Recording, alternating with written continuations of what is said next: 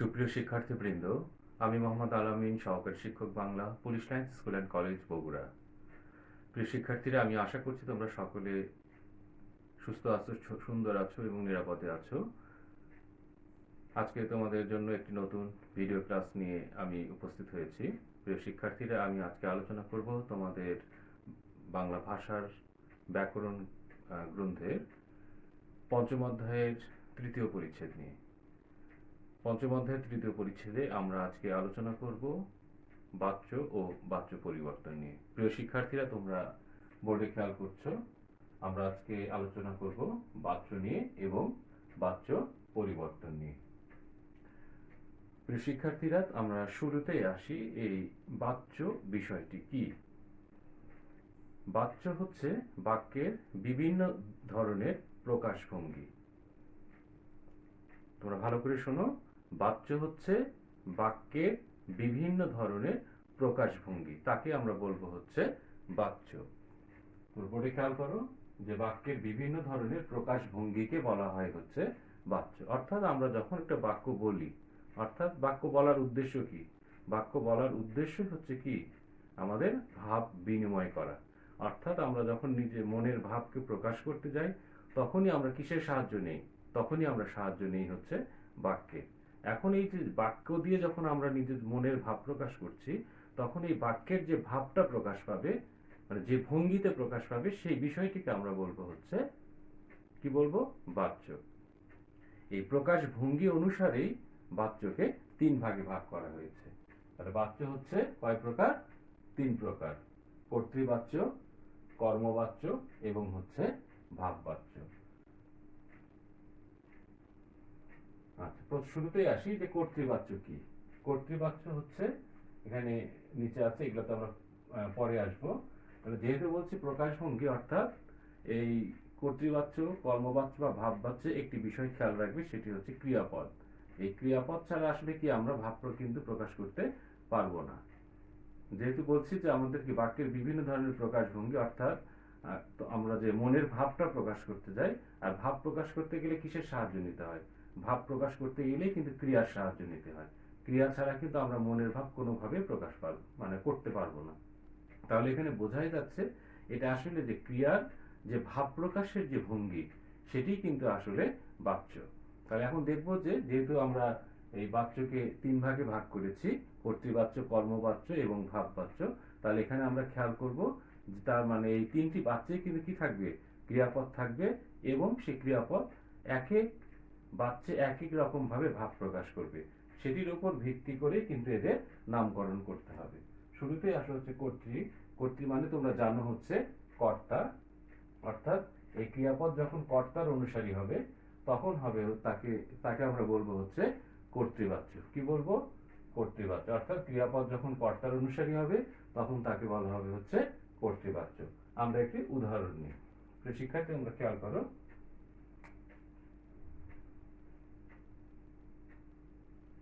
আমি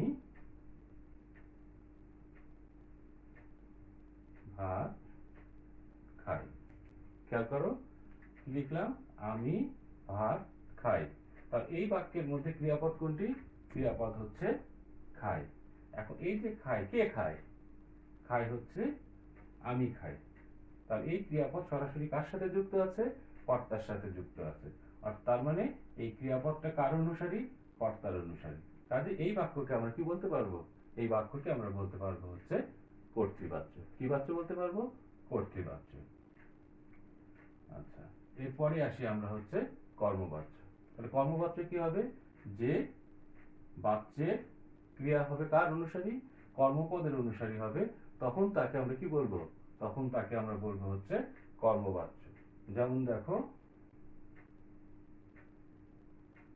ভাত আমার দ্বারা খাওয়া হয়। খেয়াল করো বাক্যটি, যে ভাত আমার দ্বারা খাওয়া হয়। তাহলে এই বাক্যের মধ্যে ক্রিয়াপদ কোনটি? ক্রিয়াপদ হচ্ছে খাওয়া হয়, অর্থাৎ হয়। এখন হচ্ছে এই কি হয়, উত্তর প্রশ্ন করে উত্তরে কি আসবে? উত্তরে আসবে হচ্ছে ভাত, অর্থাৎ ভাত খাওয়া হয়। তার মানে ভাতটা কি কর্মপদ। তা তোমরা একটু মনে রাখবে যে আমাদের এই কর্তা এবং কর্মপদকে যদি আমরা চিনতে পারি, তবেই কিন্তু এই মানে কর্তৃবাচ্য এবং কর্মবাচ্য এটি কিন্তু চেনা সহজ হবে।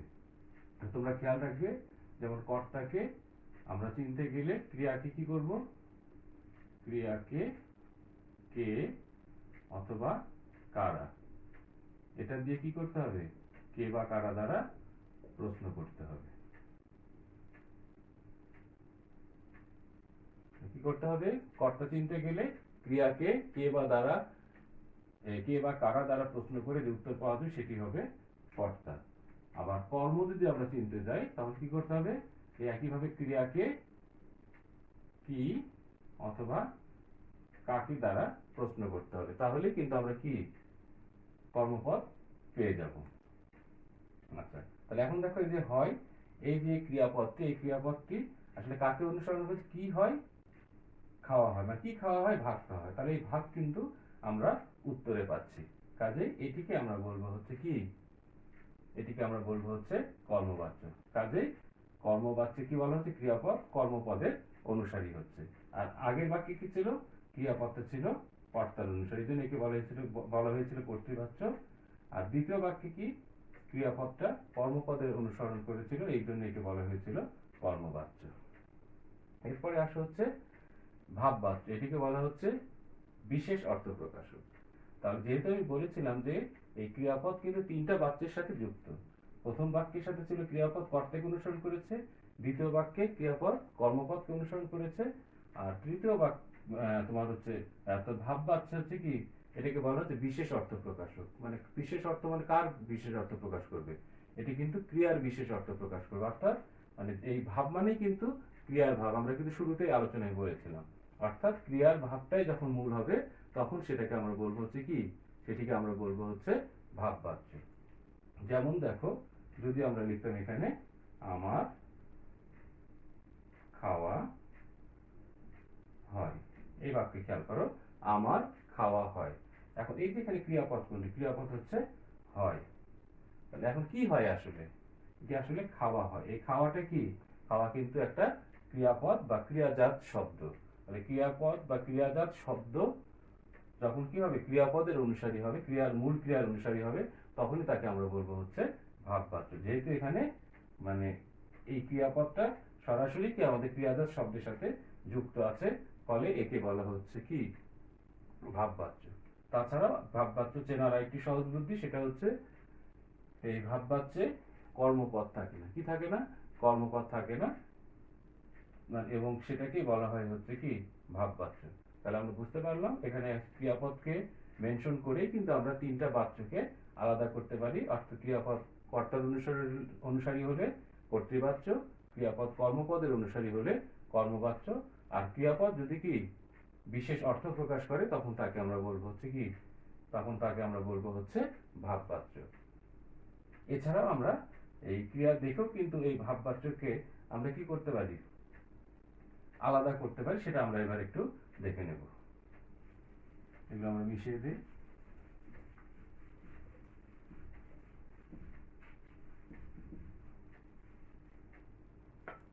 যেমন দেখো, আমরা এগুলো যখন হচ্ছে আমরা এই যে বাচ্য পরিবর্তন করতে যাব, তখন এই বিষয়টি কিন্তু খুব ভালোভাবে আমাদের খেয়াল রাখতে হবে। অর্থাৎ কর্তৃবাচ্য, কর্মবাচ্য এবং ভাববাচ্য, এই তিনটি বাচ্যকে যদি আমরা কি করতে না পারি, আলাদা করতে না পারি, তাহলে কিন্তু এই পরিবর্তনগুলো কিন্তু করা সম্ভব হবে না।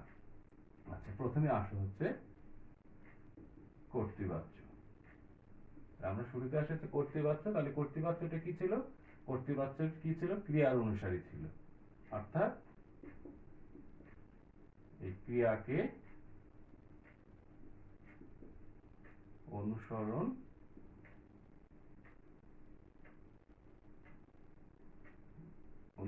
করে বাক্য তৈরি করতে হবে।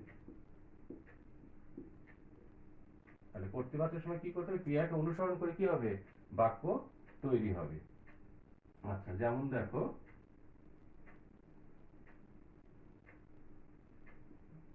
একটি বাক্য হচ্ছে আমি পড়ি, এটি একটি বাক্য। আবার দেখো, আমি বই পড়ি, এটি একটি বাক্য। এখন কথা হচ্ছে এই দুই বাক্যের মধ্যে কি আছে, দুই বাক্যের মধ্যেই কিন্তু কি আছে, ক্রিয়াপদ আছে। এখানেও আছে পড়ি, এখানেও আছে পড়ি। তাহলে এখানে যখন বলছে পড়ি মানে কে পড়ে, আমি পড়ি। কে দিয়ে প্রশ্ন করে উত্তর পাওয়া গেল আমি, কাজে আমিটা হচ্ছে কর্তা। এই কর্তাটা কার সাথে সরাসরি যুক্ত, এই ক্রিয়াপদের সাথে, পড়ির সাথে যুক্ত। এখন কথা হচ্ছে এই যে পড়ি, এই ক্রিয়ার সাথে যদি কি বলি, আমি যদি লিখি তুমি, তাহলে কি তুমি পড়ি হবে? বা যদি হয় সে, সে পড়ি, এটা হবে? হবে না। তার মানে এই যে পড়ি, এই ক্রিয়াপদটি সরাসরি আমির সাথে যুক্ত আছে। আর এগুলো যদি আমরা চেঞ্জ করে দিতে চাই, অর্থাৎ আমরা যদি কর্তা চেঞ্জ করি, অর্থাৎ পুরুষ চেঞ্জ যদি করে দিই, তখন কিন্তু কি হয়ে যাবে, তখন কিন্তু কর্তাও পাল্টে যাবে। তুমির সাথে এই পড়ি যদি দিই, তাহলে এটা কি হবে, তুমি হবে হচ্ছে পড়ো, আর সে হলে সে পড়ে। এই যে দেখো আমাদের কর্তা পাল্টে যাচ্ছে, ক্রিয়া পাল্টে যাচ্ছে, অর্থাৎ এই ক্রিয়াগুলোর সাথে সরাসরি কি কর্তা জড়িত, অর্থাৎ এই ক্রিয়াকে এই কর্তাগুলো অনুসরণ করছে। এই জন্য এদেরকে বলা হচ্ছে কর্তৃবাচ্য। আচ্ছা, এই বাক্যের মধ্যে আরেকটি বিষয় খেয়াল করো, যে যেহেতু বলা হচ্ছে আমি পড়ি, আমি কি পড়ি এর কিন্তু কোনো উত্তর নেই, অর্থাৎ এই বাক্যের মধ্যে কোনো কি নেই, কোনো কর্মপদ নেই। তাহলে কর্মপদ না থাকলেও কিন্তু কি হতে পারে, কর্তৃবাচ্য হতে পারে। আবার দ্বিতীয় বাক্য দেখো, আমি বই পড়ি, এই বাক্যে আমি কি পড়ি, বই পড়ি। এই বাক্যে কিন্তু কি রয়েছে, এই বাক্যে কিন্তু কর্মপদ রয়েছে। এখন কথা হচ্ছে দুটি কর্তৃবাচ্য, কিন্তু এই দুটি বাক্য লেখার পেছনে কারণ কি? এখানে আমাদের পরিবর্তন করতে গেলে যে বিষয়টি খেয়াল রাখতে হবে, সেটির দিকে ইঙ্গিত করা হয়েছে এখানে। যেমন ধরো, কর্তৃবাচ্য থেকে আমরা কি করতে পারবো, কর্তৃবাচ্য থেকে আমরা কর্মবাচ্য করতে পারবো, আবার ভাববাচ্য পরিবর্তন করতে পারবো। এখন কথা হচ্ছে এই যে কর্তৃবাচ্য দুই রকম হলো, কাজে এই দুই রকম বাক্যকে কি কর্মবাচ্যে রূপান্তর করা যাবে বা ভাববাচ্যে রূপান্তর করা যাবে? আসলে কিন্তু যাবে না। কেন যাবে না, এবার সেটি বলছি, এটি মনে রাখবে ভালো করে। তাহলে যেই বাক্যে কর্মপদ থাকবে না, তাকে কিন্তু কর্মবাচ্যে রূপান্তর করা যাবে না। তাকে কোন বাচ্যে রূপান্তর করতে হবে, কর্মহীন বাক্যকে করতে হবে ভাববাচ্যে রূপান্তর। আর যে বাচ্চে কর্মপদ থাকবে, সেই বাচ্যকে রূপান্তর করতে হবে কর্মবাচ্যে। তোমরা বুঝতে পেরেছো আশা করি। অর্থাৎ যে বাচ্চে কর্মপদ থাকে না, তাকে কি করতে হয়, ভাববাচ্যে রূপান্তর করতে হয়। আর যে বাচ্চে, অর্থাৎ যে কর্তৃবাচ্যে কর্মপদ থাকে, সেটিকে করতে হয় কর্মবাচ্য। এটিকে কিন্তু আবার ভাববাচ্যে রূপান্তর করা যাবে না। এখন আসো কিভাবে আমরা এই রূপান্তরগুলো করব। তোমরা বোর্ডে খেয়াল করো, প্রথমে আমরা লিখেছি কর্তৃবাচ্য থেকে কর্মবাচ্য। এই রূপান্তর করার সময় যে বিষয়গুলো আমাদের খেয়াল রাখতে হবে, সেটি হচ্ছে কর্তৃবাচ্য থেকে বাক্যের বা কর্তৃবাচ্যের বাক্যকে কর্মবাচ্যে রূপান্তর করতে হলে কর্তায় কি হবে, তৃতীয় বিভক্তি, কর্মে হবে শূন্য বিভক্তি, আর ক্রিয়া হবে কর্মের অনুসারী। এটি আমরা জানি। এখন আসো, তাহলে এখানে আমাদের দেখো, তাহলে এই কর্তৃবাচ্যের বাক্য তো দুটোই, কিন্তু কর্মবাচ্যে রূপান্তর করা যায় সেই বাক্য কোনটি, সেই বাক্য হচ্ছে আমি বই পড়ি। আচ্ছা, এখানে এখন খেয়াল করি, আমি বই পড়ি। এখন এই বাক্যকে যখন আমরা কি করব, কর্মবাচ্যে রূপান্তর করব, তখন আমরা কিভাবে রূপান্তর করব? এখানে বলা হচ্ছে কর্তায় কি হবে, তৃতীয় বিভক্তি কর্তার সাথে, আর কর্মে হবে হচ্ছে শূন্য বিভক্তি, আর ক্রিয়া হবে কর্মের অনুসারে। অর্থাৎ আমাদের এখানে ক্রিয়াপদ কোনটা আছে, ক্রিয়াপদ আছে হচ্ছে পড়ি, এটিকে কর্মপদের অনুসারী করতে হবে। এই বাক্যের কর্মপদ কোনটা, বই, তার এই শব্দের অনুসারী করতে হবে। আর এই যে আমি যে কর্তা আছে, একে কি করতে হবে, তৃতীয় বিভক্তি যুক্ত করতে হবে। আচ্ছা, এখন আসো আমরা, তোমরা ইংরেজিতে আসলে এই বাচ্চের বিষয়টি পড়েছো, যে ইংরেজিতে বাচ্চকে ভয়েস বলা হয়, আর এই কর্তৃবাচ্যকে বলা হয় অ্যাক্টিভ ভয়েস, আর কর্মবাচ্যকে বলা হয় প্যাসিভ ভয়েস। আমরা যখন অ্যাক্টিভ ভয়েস থেকে প্যাসিভ ভয়েস করি, সেই ক্ষেত্রে আমরা কি করি, দেখা যায় অ্যাক্টিভ ভয়েসের যে মানে কর্মপদ, সেটিকে আমরা মানে প্যাসিভ ভয়েস বা কর্মবাচ্যে রূপান্তর করার সময় সেটিকে আমরা কর্তা বানিয়ে দিই, ব্যতিক্রম করা যায়। আচ্ছা, যেমন ধরো এখন এই বাক্যটিকে যদি আমরা কর্মবাচ্যে রূপান্তর করতে যাই, আচ্ছা এখন আমি আছে, আমির সাথে কি, এখন এটাকে এর সাথে আমাদের কি করতে হবে, তৃতীয় বিভক্তি যুক্ত করতে হবে। আর তৃতীয় বিভক্তি যুক্ত করতে গেলে এই যে আমি, যে এটা কি আছে সাবজেক্টিভ ফর্ম, এটাকে পসেসিভ ফর্ম করতে, অর্থাৎ আমি এর সাথে ষষ্ঠী বিভক্তি যুক্ত করতে হবে। তাহলে এটি কি হয়ে যাচ্ছে, আমি থেকে হয়ে যাবে আমার। তৃতীয় বিভক্তি কি আছে, তৃতীয় বিভক্তি হচ্ছে দ্বারা দিয়া কর্তৃ, আর এখানে হচ্ছে আমার দ্বারা। তাহলে এই যে আমি আছে এর সাথে কি যুক্ত করতে হবে, ষষ্ঠী বিভক্তি যুক্ত করে এটাকে কি করতে হবে, এটিকে পসেসিভ ফর্ম করে নিতে, আমি থেকে আমার। আচ্ছা, এর সাথে এখন এই যে তৃতীয় বিভক্তি দ্বারা যুক্ত করে দিলাম, এরপরে কি আমার দ্বারা এই যে বই, এটা কি বলছে কর্মের শূন্য, বইয়ের সাথে কোনো কিছু শূন্য, বই পড়া হয়েছে, আমার দ্বারা বই পড়া হয়েছে অথবা বইটি পড়া হয়েছে, এটাও লিখতে পারি আমরা। তাহলে এখানে দেখো এই বাক্যে কি ছিল, কর্তা, তার সাথে হয়েছে তৃতীয় বিভক্তি, কর্মপদের সাথে কিন্তু কোনো বিভক্তি যোগ শূন্য বিভক্তি আছে, আর এই যে পড়া হয়েছে, কি পড়া হয়েছে, বই পড়া হয়েছে। তাহলে এই যে পড়া হয়েছে, এই পড়া ক্রিয়াপদটি কার অনুসারী হলো, কর্মপদের অনুসারী হলো। কাজে এটিকে আমরা বলতে পারবো হচ্ছে কর্মবাচ্য, অর্থাৎ এই যে কর্তৃবাচ্য থেকে কর্মবাচ্যে রূপান্তর করতে গেলে এই বিষয়টি আমাদের খেয়াল রাখতে হবে। তাহলে তোমরা বুঝতে পারলে যে কর্তৃ থেকে কর্মবাচ্যে রূপান্তর করতে গেলে এটিকে কিভাবে রূপান্তর করতে হবে। আচ্ছা, এর সাথে আমি এখন কর্মবাচ্যকে যদি কর্তৃবাচ্যে রূপান্তর করি তাহলে কি করতে হবে, এটি কিন্তু একসঙ্গে আলোচনা করে দিই। যেমন দেখো, কর্ম থেকে কর্তৃবাচ্যে রূপান্তর করতে গেলে করতে হবে কর্তায় শূন্য বিভক্তি, কর্মে হবে দ্বিতীয় বা শূন্য, আর ক্রিয়া হবে হচ্ছে কর্তার অনুসারী। যেমন দেখো, এখান থেকে যদি আমরা বাক্যটিকে চেঞ্জ করতে চাই তাহলে কি হবে, ধরো কর্ম থেকে আমরা কর্তৃবাক্যে বাচ্যে রূপান্তর করব, তখন এই যে আমার আছে, আমারটা কি হয়ে যাবে এখন, এটা সাবজেক্ট যেহেতু কর্তা, তাহলে এটা হয়ে যাচ্ছে এখন আমি।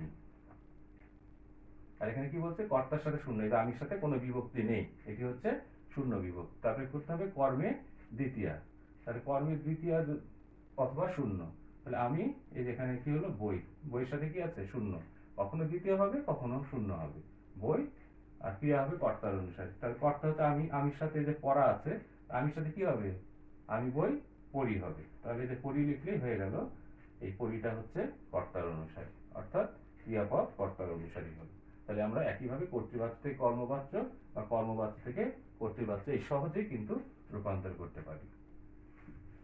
তো প্রিয় শিক্ষার্থীরা, তোমরা আশা করি এই বিষয়টি বুঝতে পেরেছো। আচ্ছা, এবার আমরা আসি কর্তৃবাচ্যকে কিভাবে ভাববাচ্যে রূপান্তর করা যায়। আমরা শুরুতেই দেখেছিলাম যে দুই ধরনের আমরা কি কর্তৃবাচ্যের বাক্য দেখেছিলাম, সেটি হচ্ছে একটি হচ্ছে কর্মসহ আর একটি হচ্ছে কর্ম ছাড়া।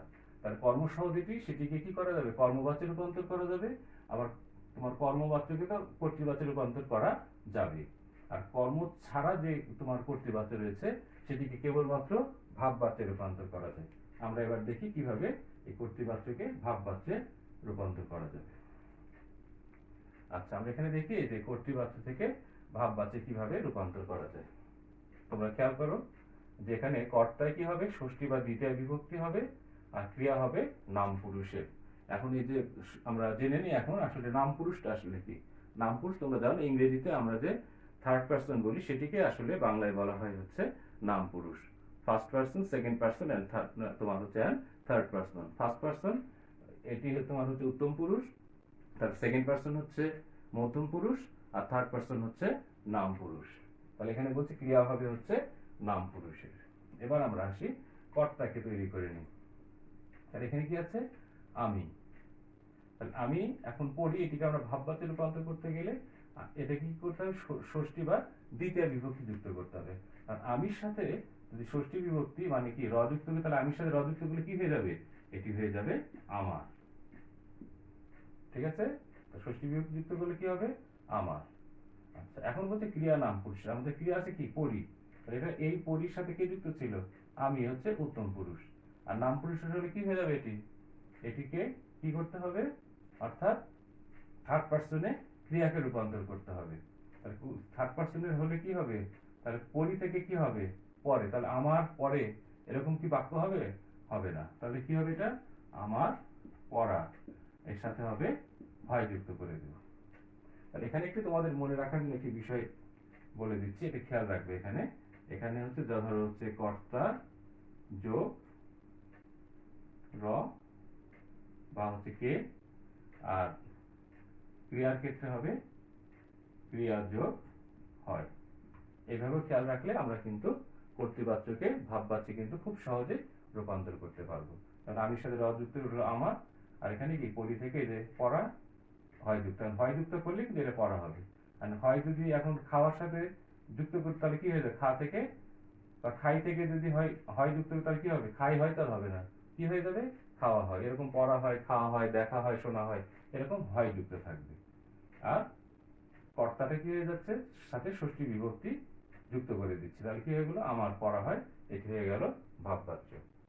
একইভাবে ভাববাচ্য থেকে যখন আমরা কর্তৃবাচ্যে রূপান্তর করতে যাব, তখন দেখো কর্তায় হবে শূন্য, মানে আমার থেকে এটা হয়ে গেল আমি, অর্থাৎ এর সাথে শূন্য বিভক্তি, আর ক্রিয়া হবে কর্তার অনুসারী। তাহলে পড়া হয়েছিল, এটি হয়ে গেল কি পড়ি, যেহেতু আমি ক্রিয়াপদ, এর সাথে এখন যে ক্রিয়াটা যুক্ত করব তার রূপটা কি হবে, এই যে পড়ি। এখন যদি হয় এটা পড়ো তাহলে হবে তুমি, পরে হলে সে, কাজে আমি এই কর্তাকে যদি কর্তার অনুসারে যদি ক্রিয়াকে করতে যাই তখন তার রূপটা হবে এরকম। তাহলে আমরা জেনে গেলাম ভাববাচ্য থেকে কর্তৃবাচ্যে রূপান্তর করতে গেলেও এটিকে কিভাবে রূপান্তর করতে হয় এবং কোন বিষয়গুলি আমাদের খেয়াল রাখতে হয়। তো প্রিয় শিক্ষার্থীরা, তোমরা বুঝতে পারলে যে এই বাচ্যকে আমরা কিভাবে পরিবর্তন করবো, অর্থাৎ কর্তৃবাচ্য থেকে কর্মবাচ্যে কিভাবে রূপান্তর করতে হয়, বা কর্মবাচ্য থেকে কর্তৃবাচ্যে কিভাবে রূপান্তর করতে হয়, আবার কর্তৃবাচ্য থেকে ভাববাচ্য বা ভাববাচ্য থেকে কর্তৃবাচ্য, এই পরিবর্তনগুলো আশা করি তোমরা বুঝতে পেরেছো। প্রিয় শিক্ষার্থীরা, এরপরে আমরা আলোচনা করবো, দেখো 5 নম্বরে আছে কর্ম কর্তৃবাচ্য। এই কর্ম কর্তৃবাচ্য থেকে কিন্তু মানে পরীক্ষায় খুব মানে তোমার খুব বেশি এসে থাকে কর্ম কর্তৃবাচ্য থেকে পরীক্ষায়, এটি খুবই গুরুত্বপূর্ণ। এটি সম্পর্কে এবার আমরা জানব। তাহলে তোমরা বোর্ডে খেয়াল করো, কর্ম কর্তৃবাচ্য। এই যে দেখো কর্ম কর্তৃবাচ্য, এই যে নাম, এই নামের মধ্যেই কিন্তু কি এর সংজ্ঞা লুকিয়ে রয়েছে। এখন দেখো শুরুতে কি আছে, কর্ম, তারপরে আছে কর্তৃ, অর্থাৎ তোমার হচ্ছে কর্মপদ যখন কি হবে, কর্তার জায়গাকে দখল করবে, তখন তাকে কি বলা হচ্ছে, কর্মকর্তৃ। যেমন কর্মকে আমরা কি ইংরেজিতে কি লিখি, ও মানে অর্থাৎ অবজেক্ট, কর্তাকে কি লিখি, এস মানে সাবজেক্ট। তাহলে ও প্লাস এস, এরপরে কি বসে, ভার্ব বসে। এখন ঘটনা হচ্ছে, এই দেখো কর্ম যদি শুরুতে হয় তার মানে কি এখানে কি হয়ে যাবে, কর্তা থাকবে না। তার মানে হচ্ছে কর্মপদ যখন কর্তার জায়গা দখল করবে তখন সেটাকে বলা হবে হচ্ছে কি, কর্ম কর্তৃবাচ্য। আমরা একটি উদাহরণ লিখি, আমি ট্রেন চালাই। আচ্ছা, এই বাক্য দেখো, আমি ট্রেন চালাই। এখন এখানে কে ট্রেন চালায়, আমি চালাই। তাহলে এখানে কিন্তু কি এই যে ক্রিয়াপদ কি আছে, চালাই, তাহলে এই চালাই এই ক্রিয়াপদটা কি কার অনুসরণ করছে, কর্তাকে অনুসরণ করছে, তাহলে এটি কি কর্তৃবাচ্য। এখন ঘটনা হচ্ছে এই বাক্য যদি আমরা এইভাবে লিখি যে ট্রেন চলে, এখানে এখন খেয়াল করো, ট্রেন চলে, আর ট্রেন কি একা একা চলে, অবশ্যই একা একা চলে না, ট্রেন কিন্তু কেউ একজন চালায়। তাহলে এই বাক্যের মধ্যে কি কর্তা আছে, কর্তা কিন্তু নেই। তাহলে এখন যদি প্রশ্ন করি এখানে কি চলে, ট্রেন চলে। আবার এই বাক্যে যদি আমরা বলি আমি ট্রেন চালাই, মানে আমি কি চালাই, ট্রেন চালাই। এই বাক্যে খেয়াল করো, এই বাক্যে আমিটা হচ্ছে কি, আমি হচ্ছি কর্তা, আর ট্রেনটা হচ্ছে কর্ম। এই যে পরের বাক্য দেখো, এই বাক্যে এসে কি দেখো, ট্রেন চলে। এখন ট্রেন তো কেউ একজন চালায়, কে চালায় সেটা কিন্তু এখানে নেই, অর্থাৎ কর্তার জায়গা শূন্য। তারপরে কর্তার জায়গায় কে বসে গেছে, কি চলে, ট্রেন চলে, কর্মপদ কিন্তু কর্তার জায়গায় চলে এসেছে। তাহলে যে বাক্যে কি হবে, কর্মপদ তোমার হচ্ছে কর্তৃপদের জায়গা দখল করে বাক্য গঠন করবে, তাকেই বলা হয় হচ্ছে কি, কর্ম কর্তৃবাচ্য। এরকম অসংখ্য সব মানে বাক্য কিন্তু আমরা লিখতে পারি বা বলি, এরকম বাক্য কিন্তু আমরা অধিক মানে ব্যবহার করি। যেমন ধরো, সে ঘুড়ি ওড়ায়, তার মানে এটাকে যদি আমরা কর্মবাচ্য বলি তখন কি হবে, ঘুড়ি ওড়ে। আবার ধরো হচ্ছে গাড়ি চলে, এটি বা আমি গাড়ি চালাই, বা গাড়ি চলে, আমি গাড়ি চালাই, এটা হচ্ছে কর্তৃবাচ্য। আবার শুধু গাড়ি চলে বলে সেটা কি হবে, তখন সেটি হবে হচ্ছে কর্ম কর্তৃবাচ্য। আবার যেমন ধরো সে বাঁশি বাজায়, আর এটিকে যখন সে বাঁশি বাজায় মানে কে বাঁশি বাজায়? সে, অর্থাৎ কর্তা আছে। কি বাজায়? বাঁশি বাজায়। কর্মপদও কিন্তু আছে। আচ্ছা, এটাকে যখন আমরা কি সে এটি যদি মানে কর্তাকে যখন আমরা অফ করে দিব তখন কি হবে? ধরো বাঁশি বাজে এটুকু যদি আমরা বলি, তা বাঁশি তো একা একা বাজে না, যে বাজাতো সে কিন্তু চলে গেছে, অর্থাৎ কর্তা চলে গেছে, ফলে এই বাক্যটি কি হয়ে গেছে? কর্মপ্রধান হয়ে গেছে এবং কর্তার জায়গাকে সে দখল করেছে, ফলে এই বাক্যটিকে বলা হচ্ছে কর্ম কর্তৃবাচ্য। তো প্রিয় শিক্ষার্থীরা, আমরা এতক্ষণ আলোচনা করছিলাম তোমাদের পঞ্চম অধ্যায়ের তৃতীয় পরিচ্ছেদ বাচ্য ও বাচ্য পরিবর্তন নিয়ে। আশা করি তোমরা সকলে বুঝতে পেরেছো। আজ এ পর্যন্তই, আজকের ক্লাস এখানেই শেষ করছি। তোমরা সকলে ভালো থাকো, সুস্থ থাকো, সুন্দর থাকো, নিরাপদে থাকো। আবার দেখা হবে নতুন অন্য একটি ভিডিও ক্লাস নিয়ে। ধন্যবাদ সবাইকে।